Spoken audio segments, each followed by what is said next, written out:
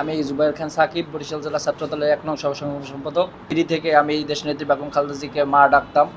আমার মা সবসময়ই ডাকতাম। আমার চাচি আমাকে কি করে বলতো যে, "তোর মা তো অসুস্থ, ঠিক আছে? তুই দোয়া পড়।" আমি বিভিন্ন রকমের এই যে দোয়া অনুষ্ঠানের আমাদের ছবি আছে। আমি মায়ের জন্য সবসময় তাহাজ্জুদ নামাজ পড়ে মার জন্য দোয়া করতাম।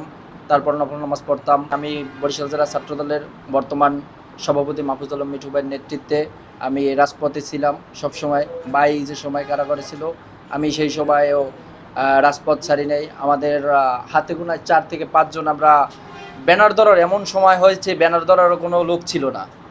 আমরা রাজপথে সবসময় ছিলাম, যেহেতু হরতাল অবরোধ যে সময় কেন্দ্র থেকে আমাদের নির্দেশনা দিয়েছে, আমি সেই সময় প্রোগ্রামগুলো সফল করার চেষ্টা করছি। আর আমি এমন সময় আছি, আমি রাস্তায় ঘুমাইছি।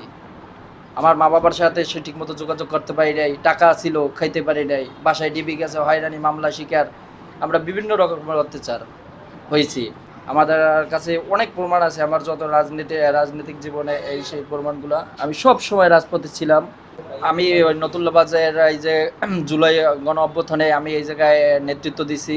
যেমন আমি কাদের ভাই, তারপর হচ্ছে বরিশাল ভার্সিটির অহেদুর, তারপর হচ্ছে আমাদের বিএম কলেজের নাইম, ওরা আমরা একসঙ্গে আমরা এই জায়গায় হাতে করতাম। তারপর আমাদের এই যে ডিবি, যারা এই যে নতুল্লা বাজার যে কয়টা সিসি ক্যামেরা ছিল, সেই সিসি ক্যামেরা ফুটেজগুলো প্রত্যেকটা দোকান থেকে হার্ড ডিস্ক সহকারে নিয়ে আমাদের বাসায় প্রতিদিন অভিযান চালিত। আমাদের বিভিন্ন রকমের হয়রানি করছে, আমাদের বাসা দিয়ে তুলে নিছে, আমাদের নিজেকে পায় নাই, মা বাবার হুমকি দিছে। তারপর তো স্বৈরাচার আওয়ামী লীগের নেতাকর্মী ছিলই, তারাও তো আমাদের করছে, অস্ত্র নিয়ে রাজপথে ছিল তারা। তারপরও আমরা সংগ্রাম আন্দোলন চালিয়ে গেছি। বাংলাদেশের প্রধানমন্ত্রী জনাব তারেক রহমানের কাছে আমাদের চাওয়া যে আমাদের তৃণমূলে যারা হামলা মামলা শিকার হয়েছে তাদের ভালো একটা স্থানে নেওয়া। বিভিন্ন সরকারি প্রতিষ্ঠানে আমাদের বিগত দিনে যারা রাজপথে ছিল তাদের ভালোভাবে একটা জায়গায় পৌঁছে দেওয়া, তারা যেন ডাল ভাত খেয়ে বাঁচতে পারে তাদের পরিবার নিয়ে। আমি এটাই অনুরোধ করব।